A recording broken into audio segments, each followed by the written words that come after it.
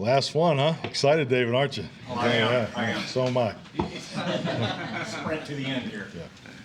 David Moore, Dallas Morning News.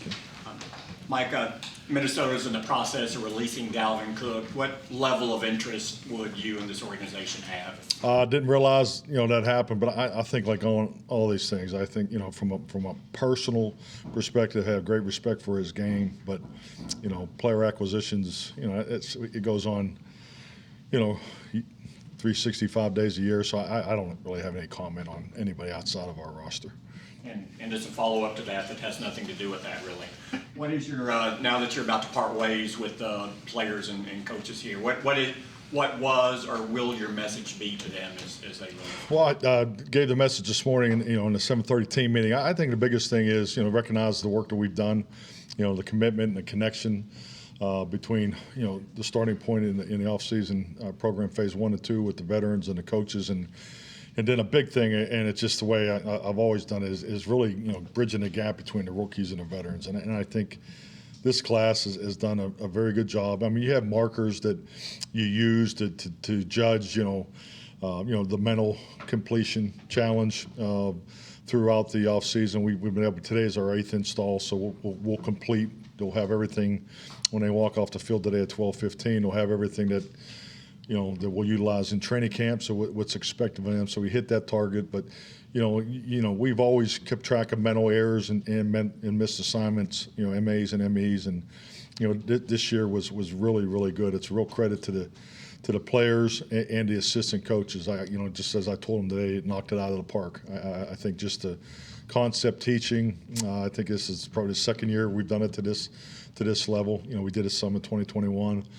But for both the offense and defense to really dive into the details, conceptually there in phase 1 and 2, I thought you could see the benefits of it, because then the rookies obviously came in there at the end of phase 2 and had to learn through more of the installation format. So and then on the personal meetings, the individual coaches spent the conceptual time with them. So I think I'm not to be long-winded. I just think our guys did a hell of a job. So that was a big part of the message. I'm very pleased where we are as far as our understanding and really diving into the why of each scheme and in the conversations, because the more the players are speaking, you're always asking questions to the players in the group meetings and the team meetings and the individual meetings, and the more that they're talking and interacting, and the forum gets more and more open. To me, that's a really good sign of where you are, in all 3 phases, and I think our guys did a heck of a job. John Michaud, The Athletic. CD looked like he was limping and held himself out of a couple of drills. Is he going to go today, or?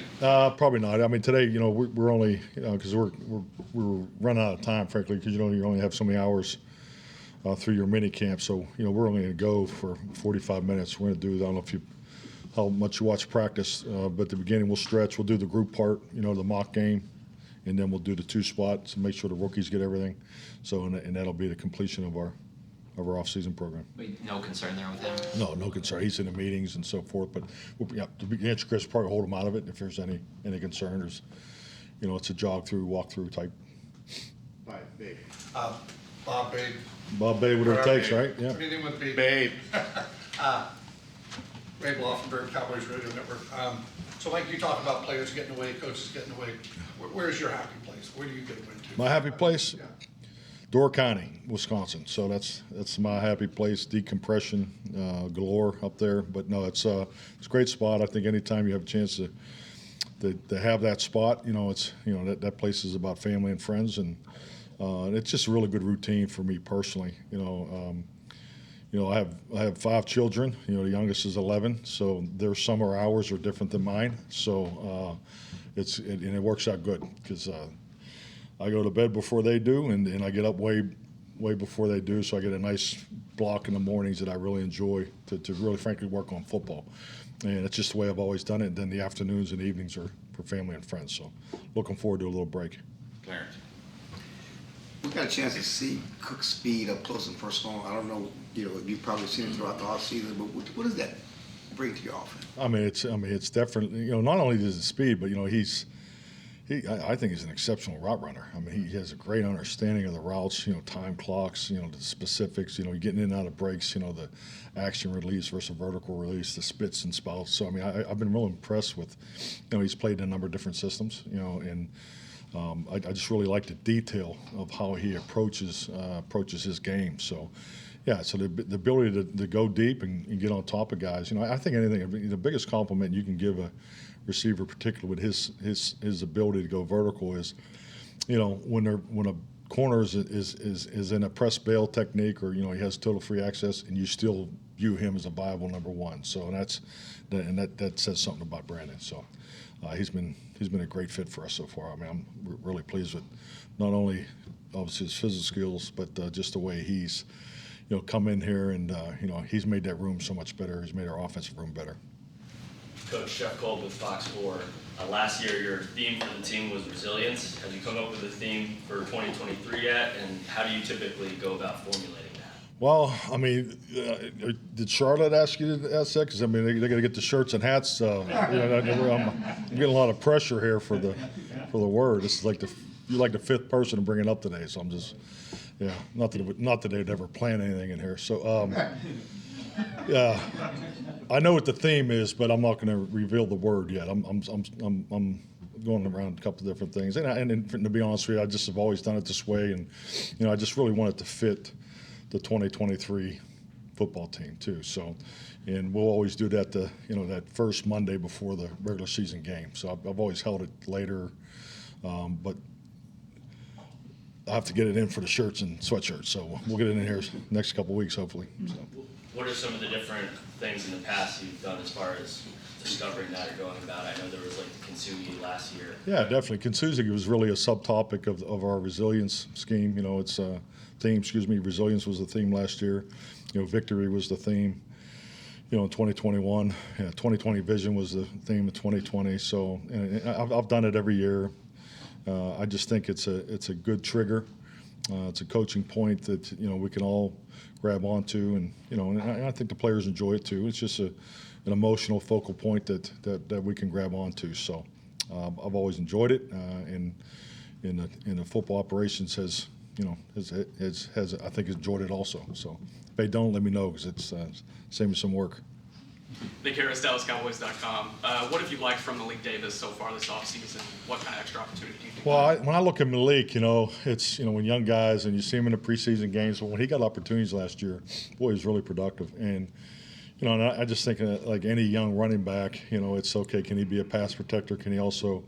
What can he do in the passing game? And I tell you, he's done a really nice job. Obviously, we're not in pads till July 31st, so that's when you really get to see these guys and see your team, in that environment. So, but he has done an excellent job, particularly in the classroom. You can see his confidence, his understanding. We've been excessive in our blitz pickup. Just as things that we've been focused on more than in the past. So I think the running backs as a whole have been really, really challenged this spring, and I think those guys have handled it extremely well. So very pleased with the running back group and Malik. Mike Todd Archer of the ESPN. Calvin Joseph didn't look like he finished practice yesterday. Was he okay? Yeah, he's going to be fine. Yeah, I mean, I was down there with Jim and Britt this morning. I have no major injury concerns, and I think really the state of our practice structure is part of that. But yeah, there's not anybody that we're worried about right now. And then back on Cooks and his speed. Have you had a guy like that? Usually he's 5'10". I don't know if you've had guys like him in your past that have that speed. Yeah, I would say Dante Stallworth. Willie Davis was someone back in the early days in the '90s for the Chiefs that could really run. Had that different speed, a legitimate 3-1 type receiver. But Dante's and Brandin remind me, of each other a little bit. Just their ability just to jump out of their shoes and get on top of a corner. Michael Gelkin, Dallas Morning News. What's the design, what you hope to achieve next week with the rookies when they're here, getting that extra time? Well, the biggest thing is really to stay after the weight room part of it, and really take the mornings for the coaches to, just really, it's more about where they are. What do they need? Because we got 3 days of, meetings just to make sure that we can, get in front of them and keep coaching them. And then, and that doesn't stop. We make sure they have everything they need when they leave here. That's part of the message today, is just make sure that you have everything you possibly need over the 5 weeks, and then, like Dax having a group, and then, these guys are going to do things together, away from the facility throughout the 5 weeks. So just, make sure they're engaged with that. And then the afternoons is more about their personal space and, the skill development, with Brian Wansley, life skills, and is the focal point there in the afternoon. It's something that we've always done, just have always termed it rookie school. We've gone 5 days, 4 days, this year, based on the speakers and the things Brian wants to hit, because we coordinate this rookie school also with the league mandated, sessions in season. So this is kind of, I've always looked at this as kind of a bonus, because, I think the timing is important. I think it's really healthy to hit these life skill topics right before they go on a 5 week break. Because remember now, these guys play college football, then they had to get ready for a draft. Boom, they get drafted, then they jump right out of the draft, come to a mini camp, go into the offseason. So they really haven't had a break. So I think some good healthy reminders before they go on a 5 week break. I think it's always served us well. And Rico Dowdle, he's healthy now after having dealt with his share. What do you feel like you guys have in him, and your impressions of him thus far? Yeah, let's not forget what Rico did when he played. It's him and Malik are very similar. They're two young backs, and when they got their opportunities, they produced. So, he had the hip injury last year, and he's fully recovered, and that'll be a very competitive room. So, and same deal. He has a much better clarity, understanding of the protection part. It's not that. It's just we've asked more of them, and part of this process for us as coaches is, can we handle that? We're asking more of these guys, and I think our running backs, and I think Tony's been, he's obviously the leader in that room, but I think they've done an excellent job there. And Rico seems very confident in there when you go through the blitz adjustments, and I think he's definitely a viable receiver. Aish? Aisha Morrison, Cowboys.com. Coach, you've spoken about versatility on the offensive line. TJ Bass is a gentleman that has some of that versatility. Can you speak on what has impressed you about him so far and what he can bring to the team? I'll tell you what, he looks like football comes pretty easy to him. It's natural. He doesn't blink. That's a real attribute for a young player. I never liked the term. It's not too big for him, because this is professional football. These guys are gifted athletes, and what they do is unique. But he has a subtle, quiet confidence to him, and I've always liked that personality, especially in the younger days, because I think that's important. I think it's important as you integrate into the locker room. But he seems very, very natural from when you watch him in the drills, and definitely a guy that I feel strongly that will have position flex. So, and that's obviously very important for a young player when it comes down to the 53 and the 48. Carlos Nava, ESPN Deportes. Coach, how do you evaluate Isaac Alarcon after his first offseason as defensive tackle? Well, I think first and foremost, I can't tell you how much love that we have for Isaac. He's just what a great part of our locker room. Just the relationships that he has and his journey since he's been here. We had an opportunity to spend some time together as a team last night, and then we were sitting there with Isaac and the offensive lineman, and we were all teasing him because the only reason why I was there was to get the line calls for training camp, because he's on defense now. So, but he looks good. He looks good inside. So I'm excited to see him in the padded work. It almost seems a little more natural for him on defense, and the fact that he played offensive line in the last 3 years will definitely serve him well. He's in great shape. He's always done a great job in the workout area. He's changed his body since he's been here, but I'm excited for Isaac. He's put the work in, and he's built an outstanding foundation. Joe and Javad, WFAA. What's the plan with tight end? Is it going to be rotation? What's the plan? Yeah. Is it going to be a rotation? Is someone pulling ahead? Is there kind of without getting into the schematics of it? Well, I'll say this. I don't think you can ever have enough tight ends. I say this all the time.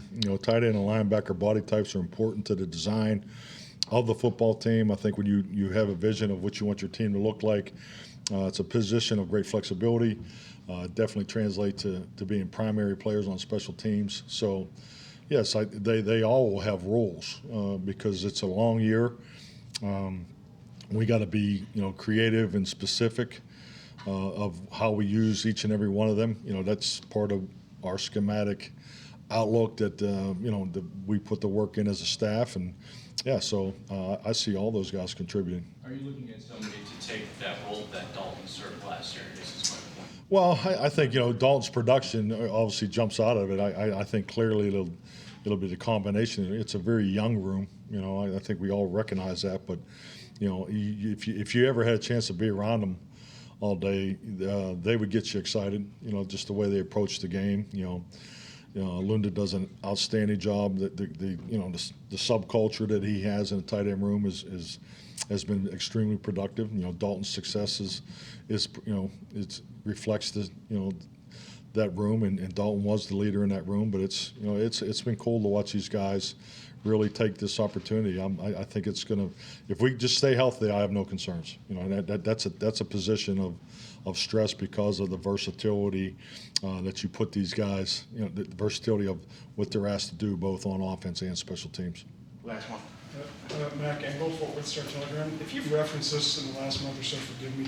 By any chance, Mike, did you see the comments made by the Milwaukee Bucks superstar Giannis about failure after his team lost in the first round of the NBA playoffs? Did you see that at all? I'm sorry, I did not. Okay. Yeah. So anyway, somebody asked about the Bucks failed because they were the number one seed, they lost.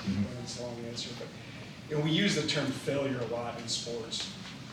As a head coach, how do you think about using that word to define success, failure, and evaluating somebody's performance? It's a strong word. I'll say this. I think it was like the first probably 9 years. It was a long time, but I never said the word lose or failure in front of the team. And it was I was very conscious about it because I was, we were a young team. And I think just like anything, when a team comes together and you do have, thresholds you're trying to get over, you're always trying to stack success and build off of the winning attributes of your performance, because obviously the result is not always a win. So, but I think just like anything, there's a lot of value in results that you don't win. So, and I think you miss that opportunity to recognize what failure can bring to, the future of your program. So I think there's so much to be learned, and when things don't go well. And the one thing that has been 100% for me as a head coach, and that's why I love the term last year, the theme of resilience, because I think a national football player is as a resilient of a person that I know I've ever encountered. I mean, you think about what these guys have overcome their whole lives to put themselves in position to play in this league.